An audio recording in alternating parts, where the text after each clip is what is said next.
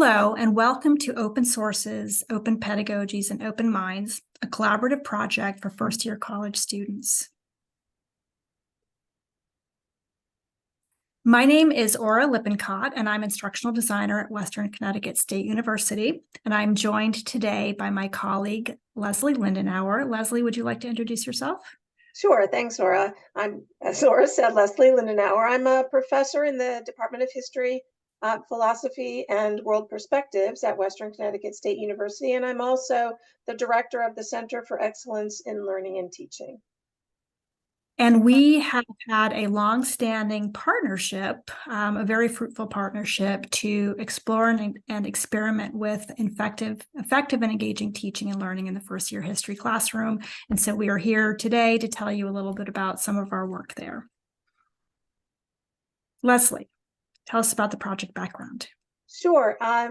Just a little bit of background on what inspired us in the first place to begin this collaborative work and ultimately to develop the workbook, which we'll talk about a little bit later in this presentation. We've been working together, it's worth saying, for 5 years now on this project. So in addition to what's on this slide, let me just expand a little bit.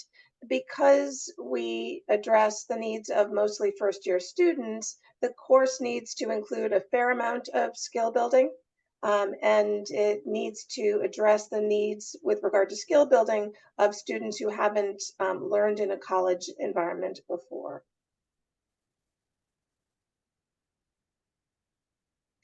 A little bit about the student profile, the students with whom we work in History 148.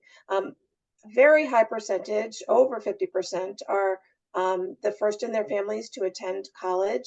Over almost 60% at this point are commuter students, and the vast majority of our students work between 20 and 30 hours a week. Our students come, as the slide says, from underserved districts, and because of that, often they're unprepared for college work. Many have never used a learning management system before. We use Blackboard at WCSU. And the last point, which is so sad to me, is that students just don't like their past experiences with history, and they bring that dislike to the classroom. For Aura and for me, the link between first-year learning and open pedagogy was probably of the utmost importance. The drive to encourage active learning and agency right at the beginning of a student's career, and also the opportunity for us to learn from a new cohort of students every semester how best to meet them where they are. Just a word on metacognition. It's both liberating and a stumbling block, which we'll talk about a little bit later in the presentation. Students don't often make the connection between their learning strategies in everyday life and their preferences in the classroom. They've never been asked to make those connections before. They're unaware that they, in fact, can even have preferences in the way they learn. The last 3 points on this slide are, of course, connected. We let students know that if they can't find their way into the material, if the activities and the assignments that we've collected in our workbook aren't facilitating those connections, then we share responsibility for their struggles. And ultimately, it drives us to constantly make changes to our pedagogy. We are most interested in exploring the relationship between student agency and learning and our goal to foster curiosity. It's a word that we don't use often enough in the classroom. We hope too that the pedagogy that we use and that's reflected in the workbook encourages students to take intellectual risks. From the outset, we let them know that as long as they're engaged with the material, we will reward them for taking those risks.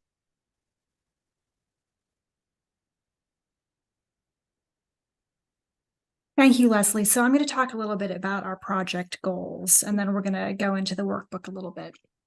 So in terms of our goals, we knew that we had lots and lots of sort of years of developing with students these activities and assignments.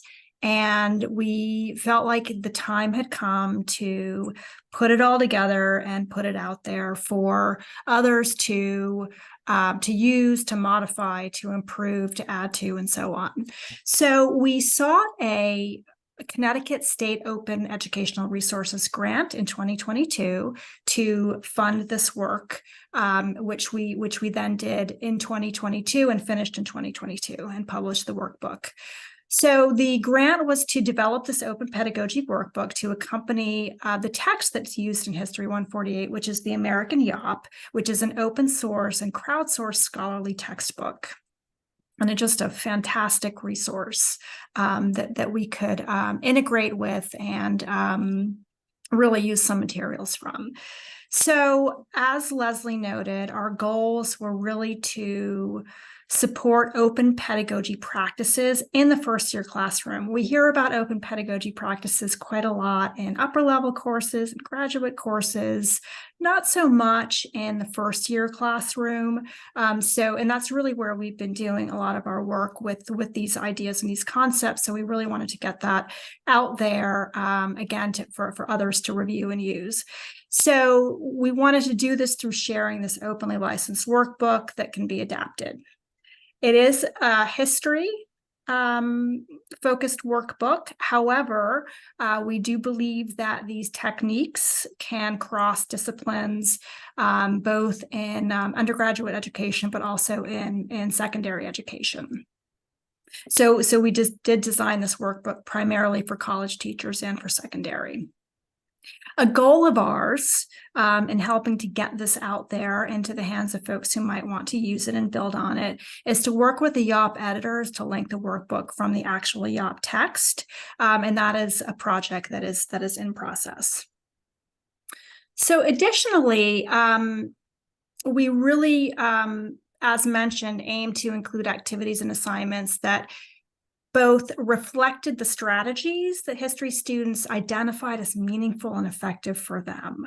So it was very important to us from the perspective of this open pedagogy to work with the students to learn how they felt about learning, how they liked to learn, and to use those ideas and concepts in developing the activities and refining the activities. So each of these activities has been used in the classroom with students, and it's been, as Leslie noted, revised and tweaked and changed, and we hope that you will do that as well. And so we also, in this project, really wanted to highlight the value of this partnership between faculty and instructional design and others on campus in these collaborations to support innovation. So not only is this collaboration the meeting of minds, the sharing of different sets of expertise and different perspectives, but it's also an opportunity to learn from one another and to have fun, really, which is exhilarating and translates into excitement and engagement and curiosity in the classroom. So it's been extremely rewarding, and we just want to put that message out there for folks. So with that, we want to talk a little bit about the workbook. So this is the cover. And this is linked to, again, openly licensed. So this is linked to the last slide in our presentation. Freely available. Download it, use it, enjoy it, add to it. And if you do so, please let us know. We'd love to hear from you. So the workbook is comprised of 20 activities, and it's broken out into 3 parts. So part 1 is sort of beginning of the term activities that faculty and students can engage in before even starting with the text. Part 2 is keyed to YOP and to the course content. And then part 3 is not key to any particular chapter in YOP, but is associated activities that we felt were engaging and important for students to engage with the concepts and the material of the classroom. So we also organized the workbook by level. So each of the activities, each of the 20 activities is assigned a level. Level 1 is basic skills, and it's suitable for earlier in the semester. Level 2 gets into higher degrees of analytical skills and may focus on primary resources that are difficult to navigate. And then level 3 is more intensive, extensive analysis, comparison and contrasting, combining analysis with creative productivity, and it deals with more difficult topics. So again, each of the activities is coded according to one of these levels. And these levels, we feel, help students to build and practice their skills in critical thinking and analysis and in information literacy, all, in my view, related concepts. And additionally, many of these activities are designed with options for students. So an activity might have an option for creative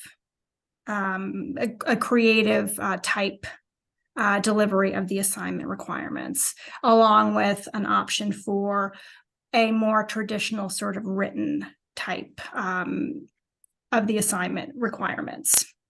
So where we could, we really thought about giving students options. You can do option A, you can do option B. They both meet the learning outcomes of the assignment and allow students to engage their personal interests and strengths. Although, as Leslie noted, we do strongly encourage students to be daring and try something new, and they will not be penalized for that. So a sample activity. We're not going to go into exactly what each of these sample activities is, but we wanted to demonstrate how they look and how they're organized. So this is the first activity in the workbook, and it is a super fun activity where students can pull something out of their pocket and analyze it and think about what it might mean for someone looking at it in the future. So the notes, each activity has a notes to instructors, and that includes details like how it might be assigned, how long it might take, and how students might work individually or collaboratively, and so on. It lists learning outcomes, the skill or the level, materials that might be needed, and then instructions for students. And these instructions for students can be obviously pulled out and refined for your particular use in your classroom. And then just one more activity. This is later in the text, in the workbook, skill level 2.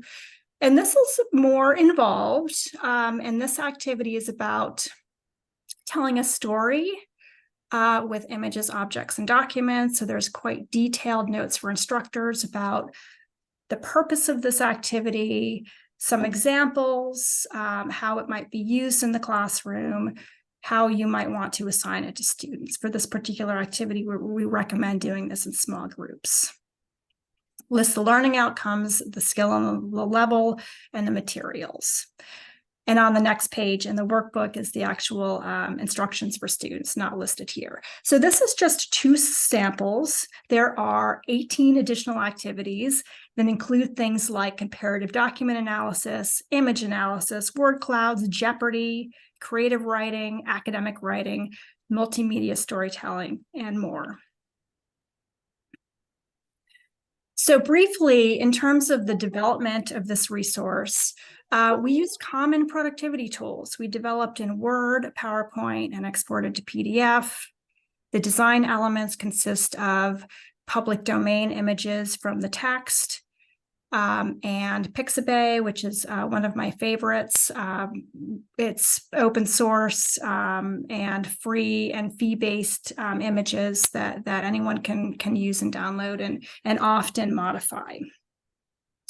We were very careful to keep in mind accessibility. So we use the built-in accessibility checkers in both PowerPoint and Adobe to ensure that the end product is an accessible PDF, which can, by the way, be exported out into a Word document or I think a PowerPoint and edited from there were you to want to take it and revise it. Lastly, we licensed this work CC BY NC. And now I'm going to turn it back to Leslie to talk about what we learned. So, of course, this shouldn't be in the past tense. We have learned, but we also learn something new every semester that we collaborate on this class. We learn about WCSU students, we learn about the opportunities and the challenges of open pedagogy, and so we make revisions to all of the activities and assignments therein. So here's what we learn about students. The slide basically says it all. The beginning of the semester is often bumpy. Students are reticent, they're shy, they're not infrequently a little confused by our approach, but we have found that all of that changes over time. Many of the students grow braver, they're more engaged, definitely. There are always a few, though, and this breaks my heart, that in the final evaluations, both ours are evaluations tailored to the open pedagogy course, but also the history department evaluations. There are always a few students who say that they wish it was just a lecture course. We learned a lot about teaching too. The first point was always the most difficult, has been the most difficult for me to swallow, to be honest, because in our disciplines, we're trained to believe in graduate school that the content has to reign supreme. Right? That in college courses, we have a certain amount of content that we have to cover in order to be honest with our subject matter. And so I was trained to be loath to give up topics that I loved and thought were important. But in fact, we can't do the work that Or and I do without giving up some of that content. And so we have to strategically take some of those topics out of the curriculum. Right now, this semester, Aura and I have been discussing strategies to engage underprepared students and to encourage preparation. It's not just a problem with this course, it's a problem with every course that anyone has ever taught in any discipline, I'm quite sure. So how can we make students do the reading before they enter the classroom? And so we're toying right now this semester with ideas that involve gamification, that involve encouraging students to go on, a sort of treasure hunt through the material that's been assigned and bring their exploration to the classroom. I've never been a really big fan of lecturing, so it wasn't difficult for me to pull back on that in the classroom to make room for active learning. But it turns out that balance is really important. Studies have shown that students engage more effectively if, in fact, there's some small amount of lecturing in every class, every time that a class meets. And that last point, we're still struggling with this. We want to get this work out as widely as possible. And it turns out that it's kind of difficult to promote OER workbooks. We don't have the power of major publishing companies behind us. Laura. Yeah, so those are challenges that we embrace. And particularly the getting students to read, that's a super fun challenge. And wow, if we can crack that, we're doing great. Take that one on the road. So we want to close our presentation with just resources. So this is a link to the American YOP. Even if you're not a history in the history discipline, you might want to take a look at it because it's just a fantastic example of an openly licensed crowdsourced resource that is just being improved and built upon year over year over year. So you might get some great ideas. This is a link to the Connecticut State OER grant program, and we thank the grant program for supporting us in this work. A link to the workbook, please use it. And again, we'd love to hear from you if you decide to use it or you have ideas or comments, suggestions for improvements, and so on. And then I wanted to provide a link to the fantastic Department of History, Philosophy, and World Perspectives at Western Connecticut State University. And with that, thank you very much for watching, and we really look forward to hearing from you. Our contact information is here, and we hope you enjoyed the presentation and are enjoying the conference. Thank you very much. Thank you.